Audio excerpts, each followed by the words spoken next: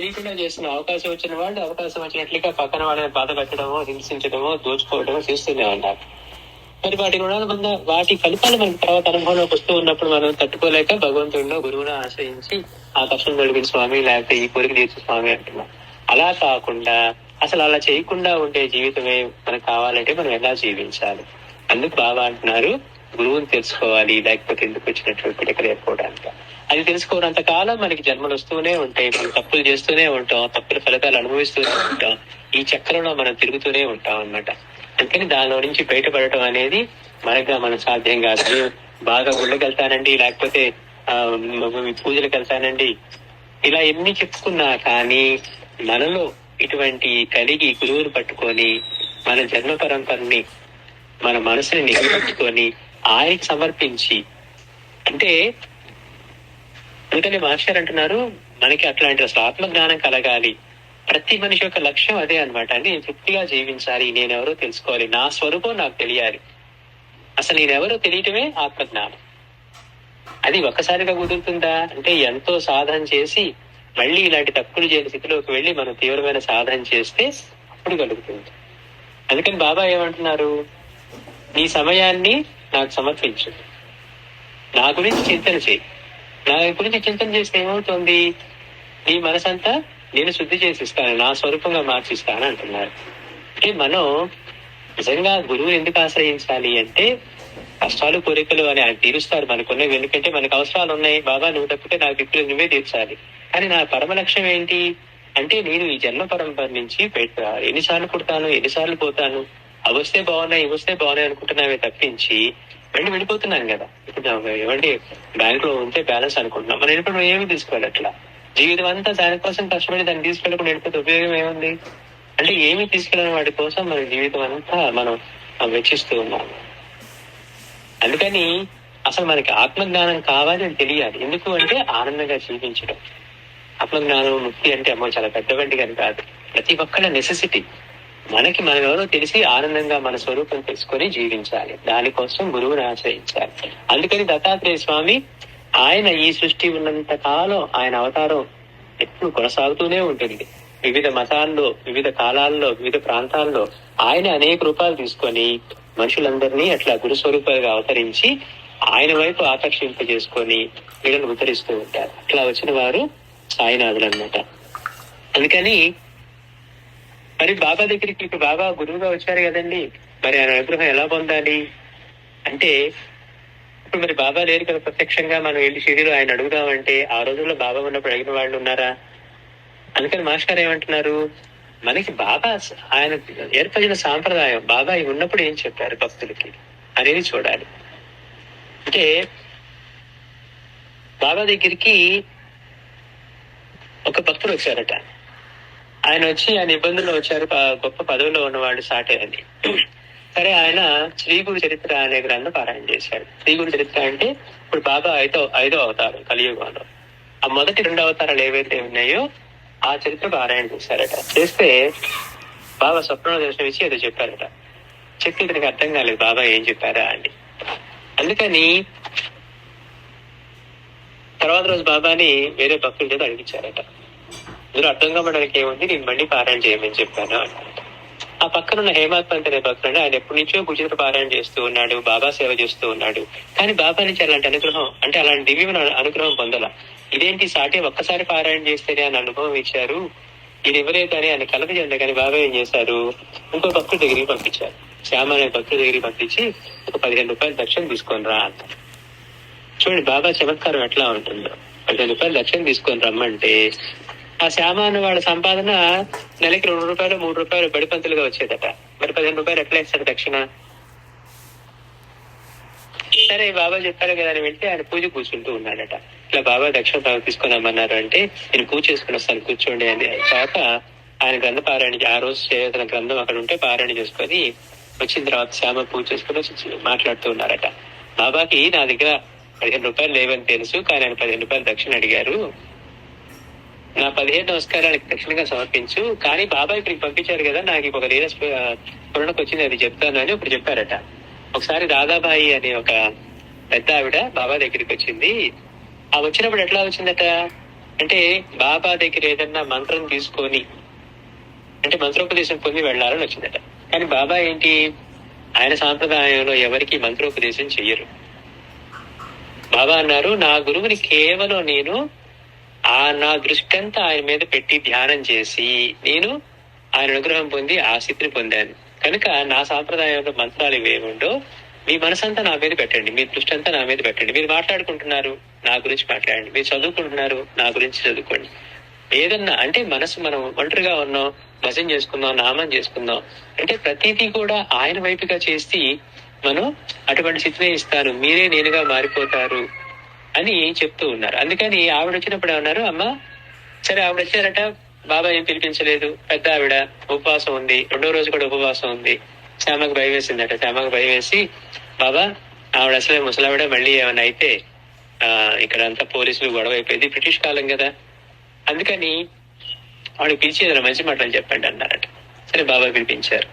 అప్పుడు చెప్తున్నారు, అమ్మ అనవసరంగా నువ్వు ఉపవాసం ఇవని చెప్పి నువ్వు నేను బాధించుకోకు. మంత్రోపదేశం నా సాంప్రదాయం కాదు. నేను నా గురుసేవ ఎట్లా చేసి అయితే పొందానో నా దృష్టి అంతా నా గురువు మీదే పెట్టాను. నా మనసంతా ఆయన వైపే. నా చూపు ఒక్క క్షణం కూడా అటు తిప్పేవాడిని కాదు. అటు తిప్పితే నేను తట్టుకోలేకపోయేవాడిని. అట్లా గురువు గురించి నా దృష్టి అంతా గురువు మీదే పెట్టి నా గురువు అనుగ్రహం వల్ల, నా గురువు ఏ అవసరానికి లేచేవారు కాదు. ఆయన అంతర్ముఖులే ధ్యానంలో ఉంటే ఆయన కావాల్సిన సేవలు చేసి, ఆయన శుభ్రం చేసి బట్టలు వేసో లేకపోతే ఆయన కావాల్సిన ఆహారం తెచ్చి ఆయన ధ్యానంలో ఉంటే తినిపించేవాడిని. 12 సంవత్సరాలు నా సేవ చేశాను. నాకు తిండి ఉందా లేదా అని కూడా పట్టించుకోకుండా నా గురువు అనుగ్రహం వల్ల నాకేం కలగలేదు, ఏ ఇబ్బంది కలగలేదు. ఇట్లా బక్కగా అయిపోయి ఎముకలు గరగలా కొట్టుకుంటున్నా కానీ నాకు ప్రాణం పోకుండా హాయిగా ఉన్నాను. ఒకరోజు ఆయన మేల్కొని ఆయన అనుగ్రహించి నాకు ఈ స్థితినిచ్చారు. నేనే వేరే ఏ సాధన చేయకుండా నా దృష్టి అంతా నా గురువు మీద పెట్టి నేను ఈ స్థితి పొందాను. కనుక నువ్వు కూడా నా గురించి చింతన చేయి. ప్రేమతో భక్తి పొంగే హృదయంతో సాయి సాయి అని నా మీద నీవు అలా స్మరణ చేస్తూ నా గురించి చింతన చేయి. నాకు అలా చేస్తే నీకు కూడా నాశితే కలుగుతుంది, నిన్ను ఉద్ధరిస్తాను, మసీదులో కూర్చొని అబద్ధం చెప్పను అన్నారు బాబా. అంటే ఏం చెప్తున్నారు, ప్రత్యక్షంగా బాబా యొక్క అనుగ్రహం పొందటానికి మనకి మార్గం ఏంటి అంటే ఆయన గురించి చింతన చేయటం. మరి మనకి ఎట్లా చేస్తాం చింతన, మనకి ఆయన గురించి ఏం తెలియదు కదా. దానికి బాబా యొక్క చరిత్ర. బాబా అన్నాడు, ఎవరైతే నా లీలలు చింతన చేస్తారో, వాటి గురించి మాట్లాడుకుంటారో, వాటినే పదే పదే స్మరణ చేస్తూ ఉంటారో, భక్తి పొంగే హృదయంతో సాయి సాయి అని పిలుస్తారో, వాళ్ళపైనే నా దృష్టి ఉంటుంది, వాళ్ళ కర్మ నశిస్తుంది, వాళ్ళని అనుగ్రహించి నా స్వరూపాలుగా మార్చుకుంటానంటే ఆనంద స్వరూపాలుగా చేస్తాను, నాసితే వాళ్ళకి ఇస్తాను అంటున్నారు. అంటే బాబా యొక్క అనుగ్రహం పొందటానికి మార్గం చెప్పారు బాబా. మనం డాక్టర్ దగ్గరికి వెళ్ళామనుకోండి, మన దగ్గర నుంచి ఆ డాక్టర్ నుంచి మందు రాకపోతే ఉపయోగం ఏముంది. అట్లాగే బాబా యొక్క అనుగ్రహం పొందటానికి మార్గం ఆయనకు స్వయంగా తెలియజేశారు. ఇప్పుడు మనకి బాబా మార్గం తెలియజేశారు. అంటే మాస్టర్ గారు అన్నారు, అసలు మనకి ముక్తి గాని ఆత్మజ్ఞానం కలగాలంటే మనకు అటువంటి గురువు దొరకాలి, గురువు యొక్క అనుగ్రహం పొందే మార్గం తెలియాలి, ఆ గురువు మనకి సరిపోయిన గురువు అయి ఉండాలట. అంటే ఎట్లా సరిపోయి ఉండాలి, నాకు నేను వేరే మంత్రం చేసేవాడినో యజ్ఞాలు చేసేవాడు అనుకోండి, ఆయన గురించి ధ్యానం చేయటమే తెలియకపోతే నేను ఏం చేస్తాను అసలు. కాకపోతే అందుకని బాబా వేరే వేరే మహనీయుల దగ్గరికి వెళ్ళిన వాళ్ళు కూడా వాళ్ళు మళ్ళీ బాబా దగ్గరికి పంపించిన సందర్భాలు ఉన్నాయన్నమాట. అంటే మనకి గురువు దొరికాడు, గురువు అనుగ్రహం పొందాలి, మనకి ఏం కావాలో తెలుసుకోవాలి. నాకేం కావాలి, కష్టాలు కోరికలు ఉంటాయి, కష్టాలు కోరికలు తీర్చుకుంటాం, కానీ అలా ఎన్ని తీర్చుకుంటాం, అసలు ఆ కోరిక కష్టం లేని స్థితి ఎలా కలుగుతుంది మనకి. ఎప్పుడు కంప్లీట్ సాటిస్ఫాక్షన్ గా ఎక్కడ కూర్చున్నా గానీ ఆనందంగా ఉండగలిగే స్థితి ఎలా కలుగుతుంది. అందుకని బాబా యొక్క అనుగ్రహం పొందటానికి మనకి మార్గం ఏంటి అంటే మన ఖాళీ సమయాన్ని వెచ్చించి బాబా చరిత్ర పారాయణ చేసుకుంటూ మనం మనసు ఆయనకి అర్పించాలి. ఆయన యొక్క గొప్పతనం ఆయన తెలుసుకుంటూ మనం స్మరణ చేస్తూ ఉన్నాం అనుకోండి, మన మనసు అంతా ఆయన ఆక్రమించేస్తారు. మనకేం కావాలో ఆయన చూసుకుంటారు అన్నమాట. అంతేకాకుండా బాబా చరిత్ర పారాయణ కష్టాలు ఉన్న వాళ్ళకి కష్టాలు దొరకటానికి, కోరికలు తీరటానికి, అంతేకాకుండా పూర్తిగా ఇటువంటి ఆత్మజ్ఞానం ముక్తి కలిగే స్థితిని ప్రసాదించడానికి కూడా అదే పనికి వస్తుంది అనమాట. బాబా స్వయంగా చెప్పారు. అంతేకాకుండా మనం ఇప్పుడు జీవితంలో అనుభవించే కష్టాలు కానివ్వండి, లేకపోతే ఇబ్బందులు కానివ్వండి, ఇవి మనం అనుకుంటాము నేను తెలియక అప్పుడు ఏదో బాగా చాలా తప్పులు చేశానండి, ఇప్పుడు కనుక పుణ్యం చేసుకుంటే ఆ తప్పుని రద్దు చేస్తుంది అంటే అప్పు తీర్చేస్తే పోయినట్టుగా.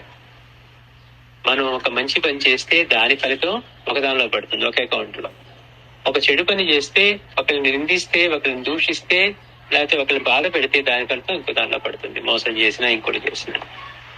అంటే నేను పుణ్యం చేశాను కదా నా పాపాలని తొలగిపోతాయి అంటే ఎక్కడికి పోవు, రెండూ ఉంటాయి. పుణ్యం చేసినంత సంపదగా వస్తుంది, ఈ మిగిలిన మనం చేసిన పాపాల వల్ల మనకి ఇబ్బందులు, కష్టాలు, లేకపోతే అనారోగ్యం కలిగేదంతా కూడా వీటి వల్ల. మనం ఎప్పుడు ఏం చేసినా కానీ, ఏ దేవతల్ని పూజించినా కానీ పాపాన్ని అలా ఊరికి కర్మని తీసి తొలగించేయరు. ఒక్క గురువు మాత్రమే అది చేయసమర్థులు. ఎవరైతే పూర్ణ శరణాగతి చెంది గురువుకి చేస్తారో ఆ కర్మను అడ్జస్ట్మెంట్లు చేస్తారు. అలా కాదనుకోండి, కేవలం మనం ఆయన పూజించాం కనుకో కర్మ మనకి చెడు కర్మ ఎందుకు వచ్చింది, గతంలో ఎంతో మందిని ఇబ్బంది పెట్టాం, వాళ్ళని బాధ పెట్టాం అంటే ఆయన దగ్గరికి వచ్చి కేవలం ఆయన గురించి చింతన చేస్తే, మనం అంతకుముందు మనం చేసిన తప్పుని కనుక క్షమింపజేస్తే మనం అసలు మన స్వభావం మారుతుందా? ఏముంది నీ తప్పులు చేసి మళ్ళీ బాబా దగ్గరికి వెళ్ళి కొన్నాళ్ళు ఆయన్ని సేవించామంటే ఆయన తొలగించేస్తారనుకున్నాం అనుకోండి, పక్కన వాళ్ళని బాధ పెట్టే ప్రవృత్తి మనలో ఉంటుంది. కానీ మనలో సాత్వికత ఎలా పెరుగుతుంది? మనలో మంచిగా ఉండాలి, ధర్మంగా ఉండాలి, పక్కన వాళ్ళని బాధ పెట్టకూడదు ఎలా కలుగుతుంది? కలగదు. అందుకని కర్మ ఎవరు కూడా పూర్తిగా రద్దు చేయరు. మనం గనక ఆయనకి శరణాగతి చెంది ఉంటే మనకు కావాల్సిన మార్పులు చేసి దెబ్బ తగిలినా కానీ నొప్పి లేకుండా అనుభవింపజేస్తారు. మన కాలికి దెబ్బ తగిలింది అనుకోండి, నొప్పి ఉంటే ఎలా ఉంటుంది అనుభవించలేం. బాగా నొప్పిగా ఉంది, నొప్పిగా ఉంది అంటాం. కాలు మీద గాయం అయింది, ఘాటు పడింది, కట్టుకున్నాం, కానీ నొప్పే లేదు. ఊరికి అదేదో డిజైన్ గా కట్టుకున్నట్టుగా ఉంటుంది తప్పించి మనకి నొప్పి లేనప్పుడు ఎలా ఉంటుంది? గురువు అనుగ్రహం పొందిన వాళ్ళకి అలా ఉంటుంది అనమాట. అందుకని గురువు మనకి ఎప్పుడు కూడా మనం ఏదో అంతకుముందు చేసిన పాపాలకి ఇప్పుడు అన్నదానం చేస్తానో, లేకపోతే దానికి డబ్బులు ఇస్తానో, లేకపోతే ఇంకో పుణ్యం చేస్తానో దాన్ని రద్దు చేస్తుంది అనేది పొరపాటును కూడా ఉండదు. కాబట్టి మనకి మనం చేసుకున్న పాపాలకి మనం చేసుకున్న వాడిని తొలగించాలంటే గురువు యొక్క అనుగ్రహమే. బాబా చరిత్రలో అద్భుతమైన సంఘటన ఉందన్నమాట. బాబా దగ్గరికి కుశాభవ అని ఒక భక్తుడు వచ్చాడు. ఆయన బాబా దగ్గరికి రావడానికి ముందు ఒక దత్త మహారాజు అనే ఒక సాధువుని ఆశ్రయించి ఆయన దగ్గర ఏదో ఒక విద్య నేర్చుకున్నాడు. ఆ విద్య ఆయన కొన్నాళ్ళు చేసిన తర్వాత ఏమైంది, అది ఒక స్థితి ప్రాప్తించింది.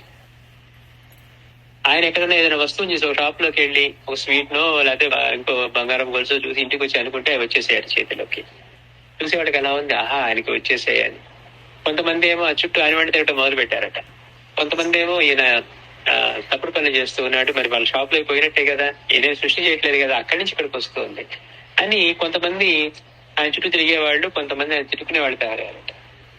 ఆయన ఏం చేశాడు, మళ్ళీ వాళ్ళ గురువు దగ్గరికి వెళ్ళి నాకు ఇంకేదైనా మంత్రం నేర్పించండి, ఆ మంత్రంతో వాళ్ళని దండించాలి అన్నాడట. ఆయన అన్నారు, నేను ఇంకా ఇతను దారి తప్పాడని అర్థమయ్యి నేను దానికి సమర్థుని కాదు, షిరిడీలో సాయినాథుడు అని బాబా ఉన్నారు, ఆయన దగ్గరికి వెళ్ళి బాబాని ఆశ్రయించి అన్నారట. సరే ఇతను ఏదో ఆశగా బాబా దగ్గరికి వెళ్దాం, ఏదైనా మంత్రం నేర్పిస్తే మనం తిట్టుకునే వాళ్ళందరినీ దండిద్దాం అనుకున్నాడట. అంటే మంత్రంతోటే అనుకుని బాబా దగ్గరికి వెళ్తే బాబా మసీదులో కూడా రానివ్వలేదట. బాబా అతని మసీదులో కూడా రానివ్వాల. లోపలికి వచ్చావా నేను చంపేస్తా అన్నారట. అంటే ఏంటి, అన్ని పాపాలు చేసి వచ్చాడు. పైగా మనుషుల్ని ఆధ్యాత్మికత అంటే ఓహో ఇట్లాంటివి చేసుకోవటం అనుకున్నట్టుగా వాళ్ళకి ఆశ కల్పించాడు. అందుకని కొన్నాళ్ళ అయిన తర్వాత చూస్తున్నాడట, బాబా దగ్గరికి ఎంతో మంది వస్తున్నారు, వాళ్ళ కష్టాలు చెప్పుకుంటున్నారు, వాళ్ళ కోరికలు తీర్చుకుంటున్నారు, నన్ను మాత్రం బాబా మసీదు కూడా రానివ్వట్లేదు, అనుగ్రహం ఎలా పొందాలి అని చెప్పి ఆయన అక్కడే ఉండి ఎట్లాగో శామాతో చివరికి ఒప్పించి బాబా లోపలికి అంటే ఏంటి, బాబా చంపినా సరే నన్ను అనుగ్రహించినా సరే నేను మాత్రం ఇక్కడి నుంచి పోను.